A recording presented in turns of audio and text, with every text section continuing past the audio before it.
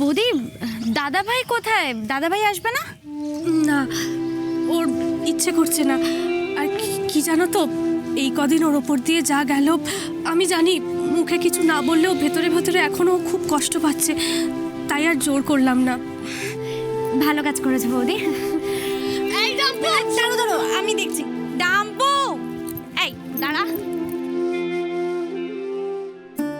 ইরা তো এখনো বাইরে আসেনি দেখছি। কাল রাতে কি হলো ওকে জিজ্ঞেস করতে হবে তো।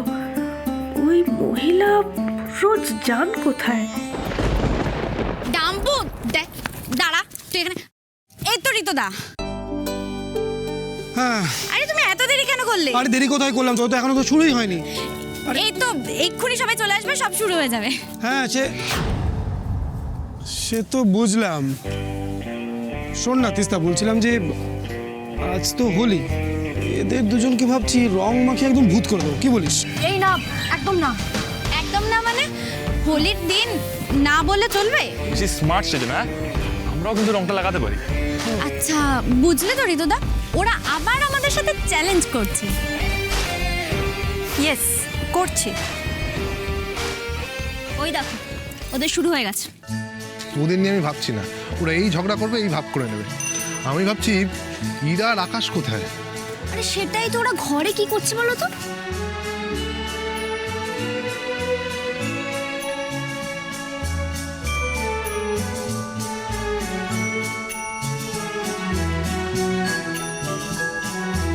কি দেখছেন?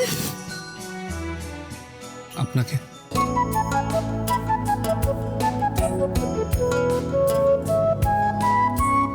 আপনার কি আমাকে দেখার কথা নাকি আমাকে সাহায্য করার কথা? আপনি তো বলেছিলেন আপনার কারো সাহায্য দরকার নেই। ও বাবা, এই কথাটা বলে তার মানে আপনি এখন কাজটা না করতে চাইছেন আর কি। বুঝেছি। অবশ্য না করলেই ভালো। আপনার দ্বারা তো এসব কাজ হবে না, আপনার দ্বারা তো অফিসই হবে। দেখুন, একদম চ্যালেঞ্জ করবেন না। হ্যাঁ, আমিও দেখিয়ে দিচ্ছি আমি কিরকম রঙ্গোলি বানাতে পারি। দাঁড়ান, ওয়েট।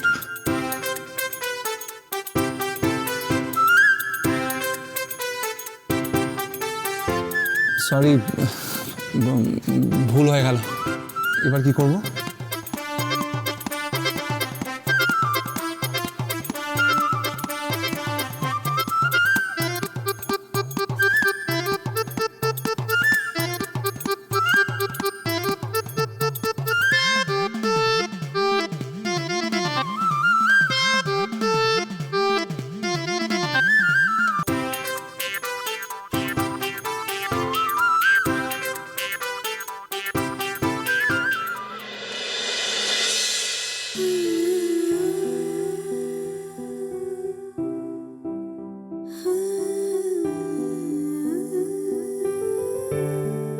এই আকাশ, ইরা।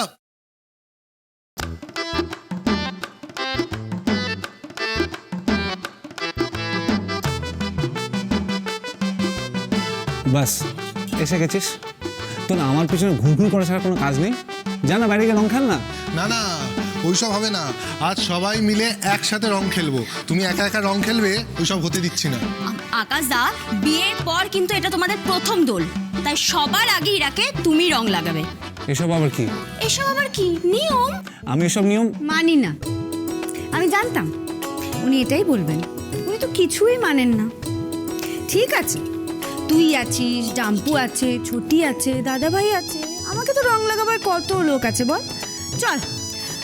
ও তাছাড়া আবার ওই ঠাম্মুর পুজোটাও করতে হবে, ভোগ দিতে হবে, তারপর তো রং খেলা শুরু। চল আমরা বরং যাই। ইরাবতী, আপনার সঙ্গে একটু আমার কথা আছে। অভিক, তোরা যা, আমি আসছি। ও আচ্ছা, কথা। চলো। অভিক, আয়।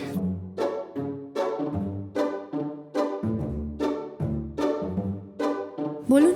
সকালে আপনাকে যে ব্যাগটা দিয়েছিলাম সেটা ঠিক করে রেখেছেন তো? সকালে যে ব্যাগটা দিলেন, হ্যাঁ ওটা তো আলমারিতে রেখে দিয়েছি। খুব জরুরি কিছু আছে ওর মধ্যে? আমাদের একটা কন্ট্রাক্টে অ্যাডভান্স আছে, অনেকগুলো টাকা। ও বাবা, তাহলে বরং আলমারির চাবিটা এই যে আপনি রাখুন, কারণ আমি কখন কোথায় কি থাকবো খেয়াল থাকবে না হয়তো। না, ওটা আমার থেকে আপনার কাছে বেশি যত্ন থাকবে। ওটা আপনার কাছেই রাখুন।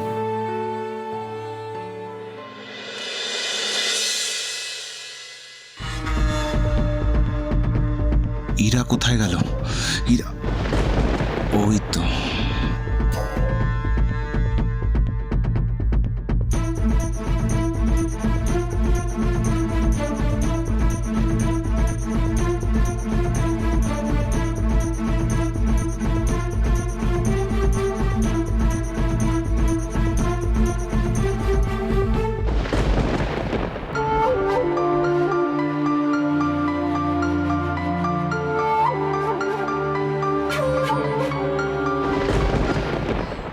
ইরা, এবার তুই আর আকাশ দুজনে মিলে ঠাকুরের আরতিটা সেরে নে, কেমন?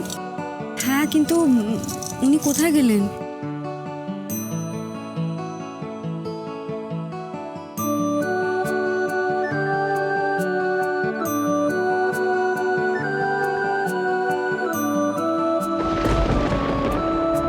ইরা, শুরু কর আরতি।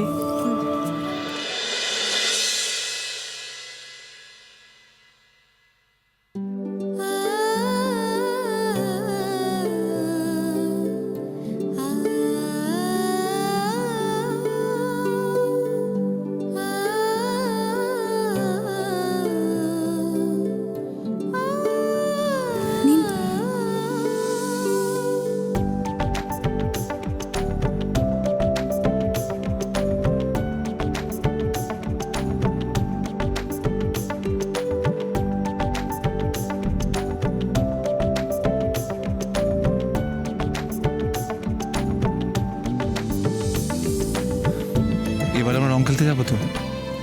না, এবার আগে বড়দের পায়ে আবির দিয়ে প্রণাম করতে হবে, তারপর রং খেলা। ঠাম্মি,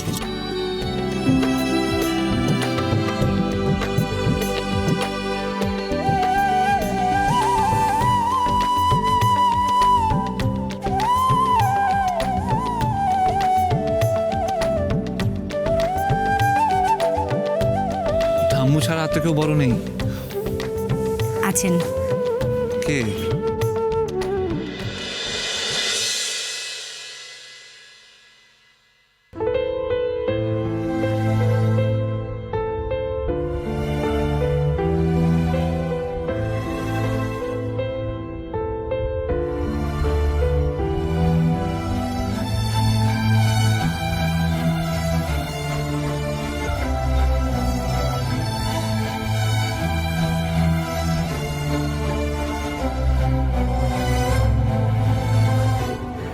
ড্যাড,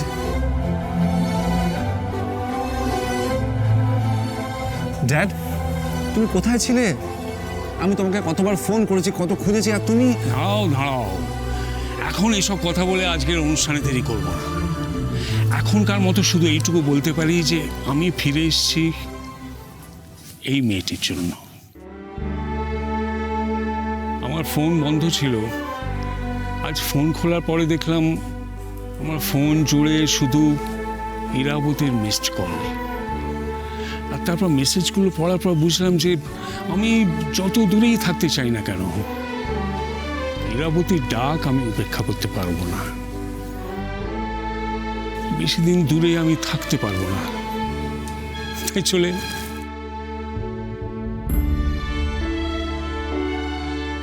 দেখি।